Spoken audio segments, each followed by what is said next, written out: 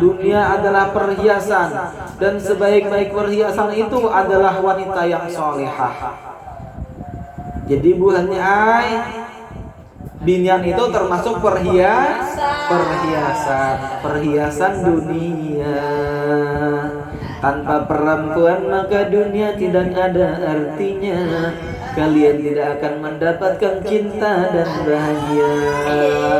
Meskipun mereka kadang membuatku terluka, namun wanita itu segalanya.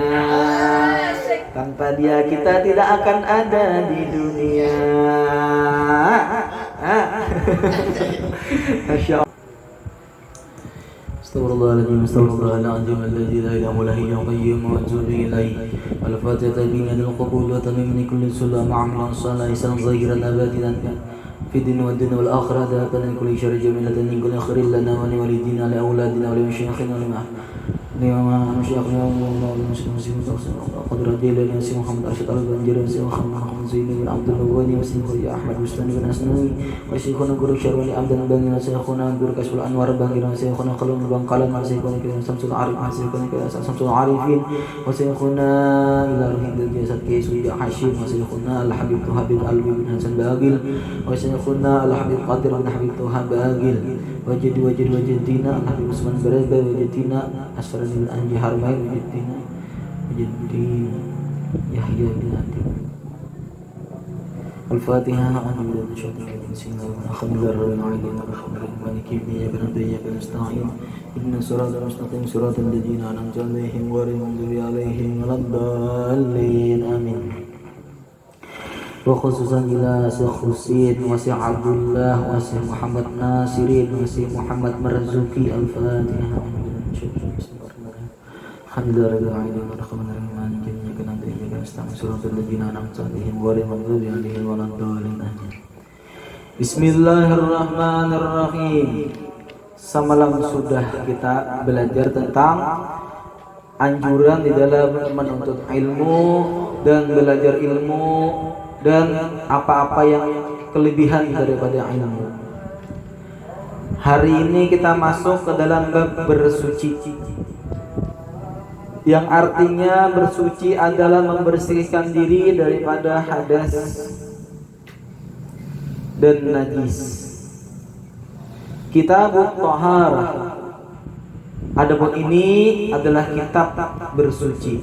At-Targhibu fit Thaharah, anjuran di dalam bersuci. Qala Allah Ta'ala, firman Allah Ta'ala, fihi rijalun yuhibbuna an yatatahharu wallahu yuhibbul mutahhirin, yang artinya di dalamnya itu terdapat laki-laki yang senang bersuci dan Allah senang kepada orang-orang yang bersuci. Masuk di dalamnya ini di dalam Masjid Quba Madinah. Keterangan di dalam suatu hadis terangkan masyarakat Quba disenangi oleh Allah karena mereka beristinja dengan batu dan air. Wa qala sallallahu alaihi wasallam, dan bersabda Nabi Muhammad sallallahu alaihi wasallam, at-tuhuru nisful iman, yang artinya kebersihan itu separuh daripada iman. Jadi bukannya kebersihan itu separuh daripada iman. Kenapa? Jadi dibilang di sini kebersihan itu separuh daripada iman. Kenapa?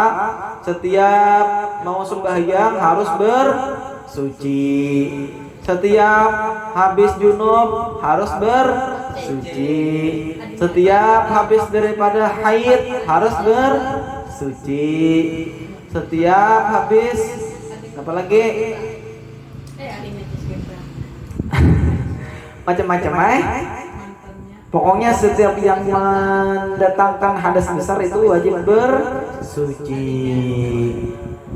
Wa qala sallallahu alaihi wasallam, dan bersabda Nabi besar Muhammad sallallahu alaihi wasallam, bunyad dinu 'alan nadzafah, dibangun agama itu atas bersuci. Jadi agama itu dibangun atas bersuci. Kenapa? Karena di dalam agama Islam itu kita wajib bersuci. Apabila junub tadi wajib bersuci. Apabila ajima laki bini wajib bersuci. Apabila lagi hendak sembahyang, hendak apa lagi? Membaca Al-Quran wajib bersuci. Membawa Al-Quran wajib bersuci. Kemudian lagi sabda Nabi besar Muhammad sallallahu alaihi wasallam, "Miftahus sholatit tuhuru." Yang artinya bermula kunci sembahyang adalah bersuci. Dalam kurung berwudu. Jadi bukannya kunci daripada sembahyang itu adalah bersuci. Apabila buhan nikam toh nak sembahyang kada bersuci, maka sembahyangnya kada sah. Kemudian lagi kita masuk di dalam anjuran bersiwak. Wa qala sallallahu alaihi wasallam, bersabda Nabi besar Muhammad sallallahu alaihi wasallam, la an usalliya raka'ataini bi siwakin ahabbu ilayya min usalli sab'ina raka'atan bi ghairi siwakin. Nah, ini Nabi Muhammad bersabda. Maksud bersabda ini perkataan Nabi Muhammad itu, nah itu namanya sabda. Apabila itu kalam Al-Quran, maka itu firman Allah. Yang artinya kata Rasulullah, aku melakukan 2 rakaat dengan bersiwak lebih aku senangi daripada aku melakukan salat 70 rakaat tanpa bersiwak. Ini Nabi Muhammad sendiri. Ujar Nabi, aku sembahyang 2 rakaat sunnah lebih aku suka daripada 70 rakaat tanpa bersiwak. Siwak apa semalam? Nah, itu salah satunya. Sikat gigi tubuhnya termasuk siwak juga. Sikat gigi termasuk siwak. Makanya guru aku di pesantren di Pondok Madura toh Al-Qur'an Makin toh sidin tuh kada bisi siwak, bukan kada pada sugih. Wallahu alam kenapa sidin tuh selalu membawa sikat gigi itu tanpa odol di anak sembahyang. Jadi imam sidin bersikat tuh 2, 3 kali ke atas, 3 kali ke bawah sidin. Jadi itu sebagai pengganti daripada kayu siwak. Pahalanya apa? 70 kali lipat buahnya. Ikem sembahyang sunnah 2 rakaat tanpa siwak. Lawan siwak ganal sembahyang 2 rakaat dengan siwak. Ini luar biasa pahalanya buahnya. Keterangan siwak di sini adalah cabang kayu. Nah, cabang kayu arak di Saudi Arabia. Ia mengandung zat yang bisa untuk menguatkan gigi, gusi dan membersihkan bau mulut. Amun di Arab Saudi itu bukannya siwaknya tahu lah di pinggir jalan banyak dengar. Bilanya lalu buhan itu bermobil tuh. Aku suasa malam bisi kawan di Saudi Arabia tuh. Mas sampean mau tahu nggak itu pohon apa katanya? Di pinggir jalan. Karena tahu aja kok, itu pohon siwak mas katanya. Oh siwak kah aja kok. Jadi siwak itu di Saudi Arabia tuh di pinggir jalan tuh banyak aja, cuma belum diolah, masih berdebu-debu masih katanya. Kemudian sabda Rasulullah sallallahu alaihi wasallam lagi, laula an asyqa 'alal ummati la faratu 'alaihimus siwaka 'inda kulli salatin kama faratu 'alaihimul wudu. Kemudian Nabi Muhammad berkata lagi, seandainya dari Nabi Muhammad, aku tidak memberatkan umatku, niscaya aku wajibkan atas mereka itu untuk bersiwak pada tiap-tiap akan melakukan sembahyang, baik wajib maupun dan sunnah, sebagaimana mewajibkan umatku itu untuk berwudu bagi mereka. Nah, jar Nabi Nuh, seandainya kadang memberatkan langguan kita nih, maka bersiwak itu diwajibkan. Karena itu memberatkan, maka disunahkan aja buatnya ai. Sama lawan sembahyang duha. Sembahyang duha tuh kata Rasulullah, seandainya sembahyang duha tuh kada memberatkan lawan umatku, misalnya sembahyang duha juga diwajibkan. Karena sembahyang duha tuh buhannya emang gugurakan dosa. Dosa ini guguran ketapukan limbah dosa guguran hanyar pahala di tangan hanyar sugihnya itu Allah yang ngatur. Makanya sembahyang duha tuh duanya mantap benar. Allahumma inat duha wal baha wal jamal wa quwwata wal qudratu wa ismata Allahumma in kana rizqina fis sama fa anzilhu. Yang artinya apa? Ya Allah, jika adalah rezekiku itu di langit, turunkan ya Allah. Wa in kana fil ardi, dan jika rezekiku itu di bumi, fa akhrijhu ya Allah, keluarkan ya Allah.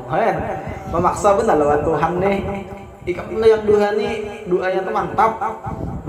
Rezeki di langit minta diturunkan, rezeki yang di bumi minta dikeluarkan. Wa in kana fil ardi fa akhrijhu wa in kana qalilan fakassirhu. Dan jika sebenarnya rezeki itu sedikit, maka banyakkan ya Allah. Ayo kamu. Mantap banget yang duha nih. Wa in kana ba'idan faqarribhu. Dan jika sesungguhnya rezeki itu jauh, kata kita, faqarribhu, maka dekatkan ya Allah. Nah, ini rezeki ini banyak. Wa in kana ba'idan faqarribhu. Misalnya rezeki ini buhannya rezeki ini harta, tahta, wanita. Nah, itu masuk rezeki itu. Di langit enggak turunkan, di bumi minta keluarkan, nang sedikit minta dibanyakan, nang jauh minta diparakakan. Masuk pemberitaan. Jadi sembahyang duha itu seandainya kadang memberatkan lawan umatku, kata Rasulullah, niscaya akan aku wajibkan. Kemudian Rasulullah SAW bersabda lagi, as-siwaku yazidu bil khifdi wa yujibu balaghana. Yang artinya siwak itu menambah daripada hafalan dan menghilangkan dahak. Jadi buahnya bersiwak itu menambah daripada kecerdasan. Orang itu apabila rajin bersiwak, maka hafalannya kuat, orangnya menjadi yang pintar. Karena itu menambah kepada kecerdasan. Yang pertama, apabila niat kita bersiwak, niat kita adalah an-nazafah, bersuci mengikut sunnahnya Rasulullah. Karena bersiwak itu sunnah Rasulullah. Ada juga yang mengatakan kalau kadang-kadang itu apabila seseorang itu membawa siwak di kantungnya, maka malaikat itu selalu mendoakan ampun kepadanya. Di dalam kitab Ta'lim Muta'allim dikatakan apa-apa orang tenang selalu mendapatkan doa dari para malaikat. Di antaranya selalu ada siwak di dalam kantongnya, apalagi sisir di dalam kantongnya, apalagi mulut yang masih ada bau kopi, itu selalu didoakan oleh malaikat akan keampunan. Untung nang orang ketunjuk kopi ya Allah. Selalu mendapatkan doa. Sampai sini aja dulu at-targhib wa tarhibnya. Mudah-mudahan berkat membaca at-targhib wa tarhib kita diberikan ampunan dosa, diberikan taufik dan hidayah oleh Allah, mendapatkan keberkahan dunia dan akhirat, selamat dunia akhirat. Kita masuk sedikit pemahaman tentang perempuan menurut Islam. Bismillahirrahmanirrahim. Di dalam kitab Qurratul Uyun, ad-dunya mata'un wa khairu mata'uha al-mar'atus salihah. Fi riwayatil khairu mata'uha al-mar'atu ta'inu zawjuha 'alal akhirah. Yang artinya dari Abdullah radhiyallahu anhu bahwasanya dunia adalah perhiasan dan sebaik-baik perhiasan itu adalah wanita yang salihah. Jadi buhannya binian itu termasuk perhiasan dunia. Tanpa perempuan maka dunia tidak ada artinya. Kalian tidak akan mendapatkan cinta dan bahagia. Meskipun mereka kadang membuatku terluka, namun wanita itu segalanya. Tanpa dia kita tidak akan ada di dunia. Masya Allah. Kemudian lagi, barang siapa yang memiliki anak dan mampu untuk mengawinkannya, namun tidak mau mengawinkannya, kemudian anak itu berzina, maka dosa untuk orang tuanya. Ini sabda Nabi Muhammad SAW.